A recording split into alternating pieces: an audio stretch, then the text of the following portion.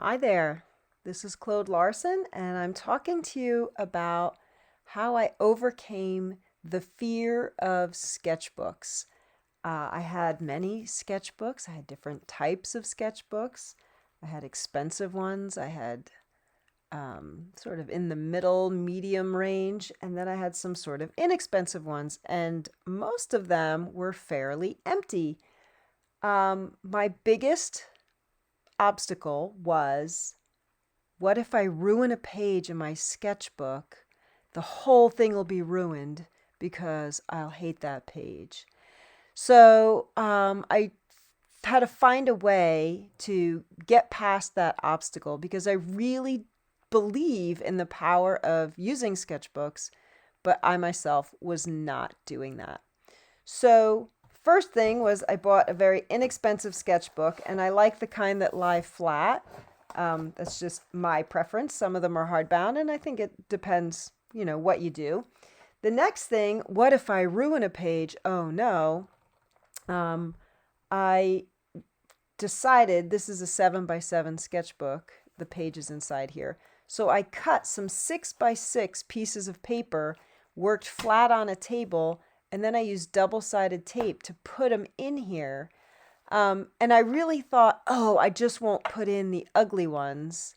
And then I realized, yeah, but by putting in the ugly ones, first of all, I'm the only one who's going to see it, except now I've decided to post it here. But I learn a lot about what I don't like, and it reminds me, don't do that. This is what you don't like. So it's sort of like a stop sign or a caution sign, yield, whatever. Um, so the focus for this particular sketchbook, something that I've wanted to play with because I work in textile a lot. I wanted to do something different, and I wanted to play with the concept of transparency of layers. So layers over layers over layers, but you could always see all the way through to the bottom, kind of like when you have really clear water and it could be 20 feet deep, but if the water is really pure and clean, you can see what's on the bottom of that body of water. So I wanted to increase the depth, and I wanted to work with transparency. So I had a bunch of deli papers. I had a package of like tissue papers. I think they were like art tissue papers. I don't think they bleed or they don't run like when you get them wet.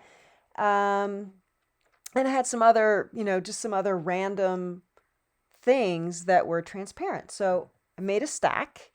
I cut some 6x6 pieces of paper, and here's where it went. So, I started out with, this is like one of those parking receipts, like when you put your money in and then you have to put a receipt on your dashboard, which you can see all the way through to the bottom layer. I have some patterns, some sewing patterns.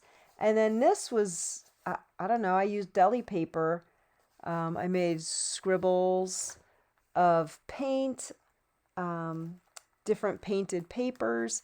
And I was just really playing with composition at this point. This was one of my first tries. And then I kept going. I really do, because I, for a long time, was a seamstress who made clothes. I really do like using pattern pieces. I like, the little arrows, the lines, the dotted lines, little triangles. I thought those were really fun. So I liked that.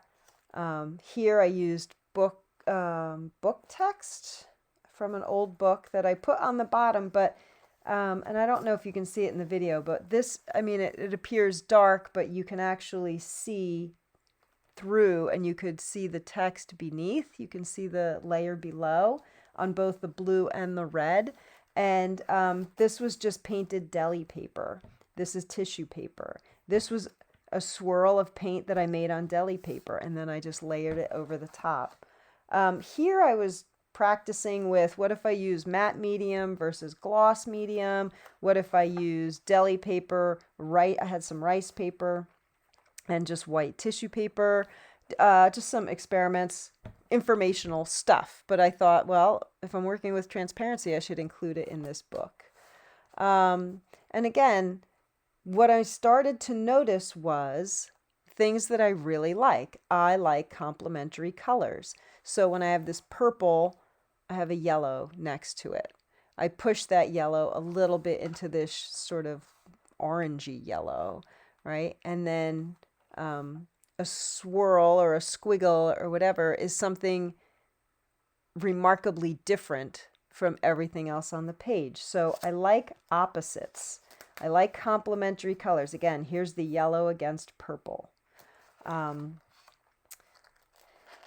Red, an orangey red with like a turquoisey blue. This one, I do like Asian-inspired work. This kind of reminds me of an Asian, well, this is Asian text. This is all in Chinese.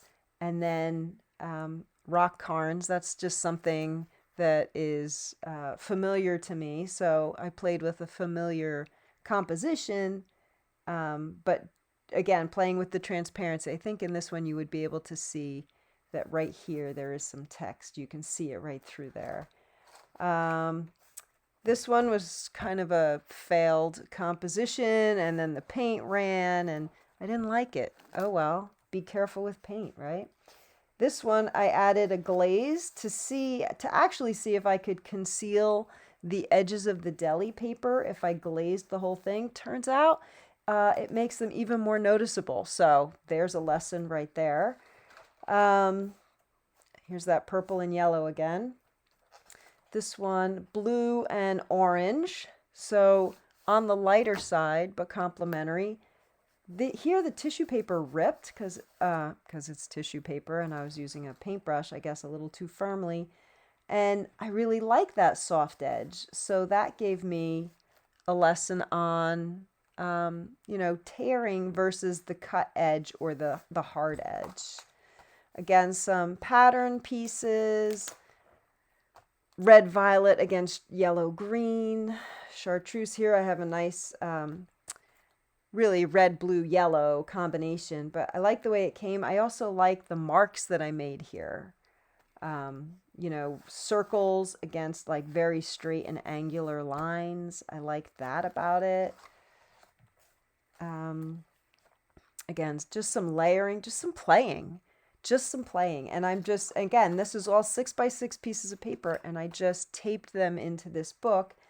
And I included all of them. I've included all of them that I have made so far. I'm showing them to you because even if you think they are awful, they actually all taught me something. This is when I started using, I have some collage, some white paper that I have made marks using sticks and berries and all kinds of like natural elements. And I really liked that against the more solid shapes.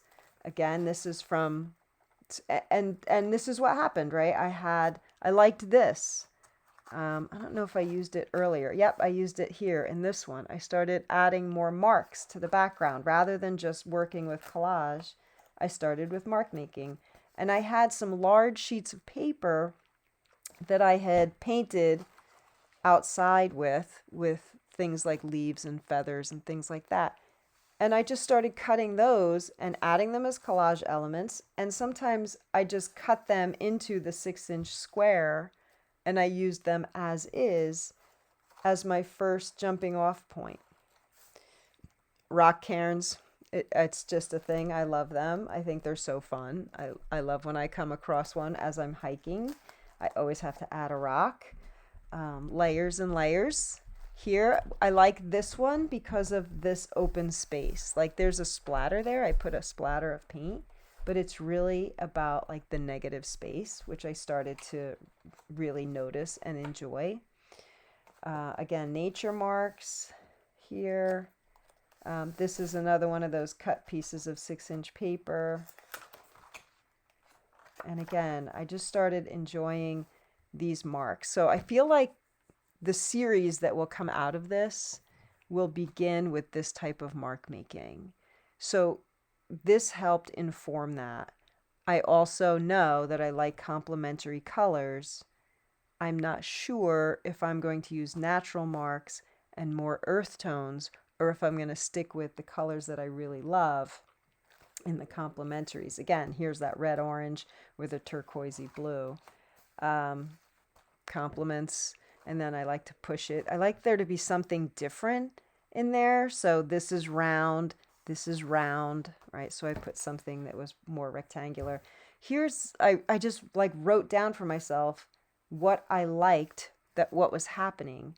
If I were to do a series, how I would start it, what elements would I want to include, what marks do I want to leave in, and what don't I want to have. So again, just taking a look at my work. Then I started looking at, what if I have, I have all these shapes. I clearly love shape and I love color. What if I had open shapes? So that was something that I started to play with. Here's an open shape here. Harder to see there. But here I start getting into, it's less collage.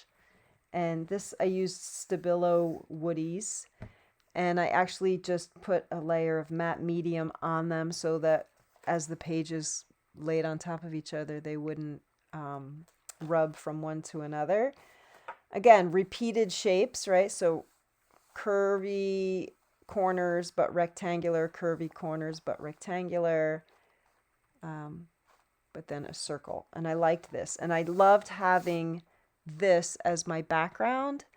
And especially once I started cutting up the paper, I didn't plan how it was going to look. So any shape that I put on there or anything that I drew on there was a response to what I was seeing in the marks. Ran out of paper with the marks on it, which is fine. That happens. So I still like the open shape. Did not like this. This was just a big mess to me. It just didn't speak to me. Working with that, had a little scrap left over. What if I cover the whole thing with color? Well, why collage? I might as well be painting, I sort of thought to myself. Here's my little pile of rocks. I had some micaceous oxide, I think it's called. Has a nice like scratchy surface. Kept using that.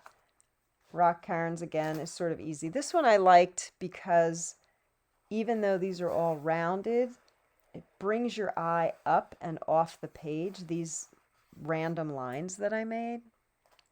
So I liked that about that. It was kind of a quiet piece.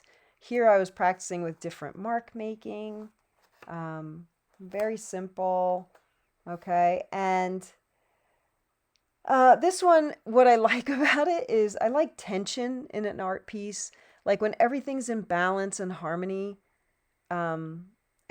like it's nice, but this is like, that's going to roll down this ramp. Like you can feel it. There's some tension there. There's just something about maybe if it runs off the page or does things like that I really enjoy. Now this one is one that I really don't like. Oh well. I mean, I thought about what's going to happen. You make a bunch of pieces, and by definition, half of them will be below average. Half of them you will like more than others. This one, I had some larger, just plain paper. This was kind of when I started out. And again, pattern pieces. I like the angular, but then there's little circles, little details. I kind of went with the circle theme off of these little circles. The bigger circle, this is actually jelly printed deli wrap with bubble wrap on there. This one I like. It's very quiet. To me, it has an Asian kind of feel to it. I don't know why. I couldn't tell you why, but that's just what I think of when I see it. Clearly, these two, once I had cut out this circle, I had this scrap. So this one came first, and then that one. These I made today.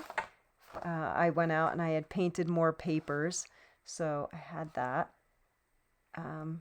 and just like a nice little element there at the top, something different. And this one, you know, again, nothing special, nothing speaking to me. I don't say like, oh, I want to make this bigger or I want to make this better. Everything is just a response to, oh, I see these marks. I saw this big blobby mark. Oh, I'm not really a fan of it. So the first thing I did was cover it up. Okay, what happens if I, you know, it's kind of like adding a glaze. It reduces it, right? And then if you were to maybe cut off the bottom, somehow the composition improves a little, I think. I don't know.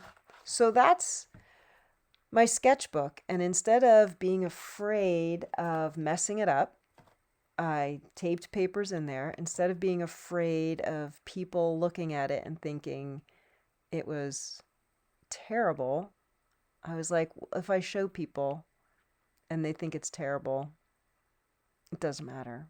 I've still learned a bunch of things. I still know where my next series is going to go. And I really played with this because it was a pretty low budget, you know, a $5 sketchbook, some cheap white drawing paper, and some deli wrap that I had already made. So it was like a low entry, and I set a timer each morning, 30 minutes, no more than 30 minutes. And it was either I'm going to be bored or this is going to take me somewhere. And I've decided this is going to take me somewhere. If I would have gotten bored after 2 or 3 days of doing this and said, this is not for me, I wouldn't have wasted a lot of materials. I wouldn't have wasted a lot of time.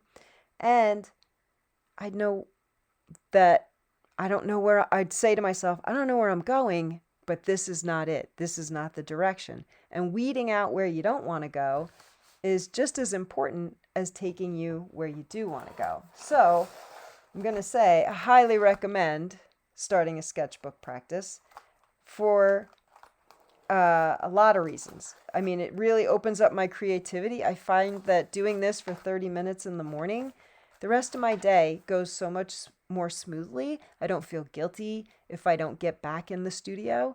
But more often than not, by starting my day with this, I'm so motivated to get back to the studio that I don't dilly-dally on other tasks and I don't procrastinate on coming in here because I've gotten the creative juices flowing at no risk. So I hope any of this information was helpful for you. I hope you'll start a sketchbook practice. And thank you for checking out my video, and I'll see you soon. Bye.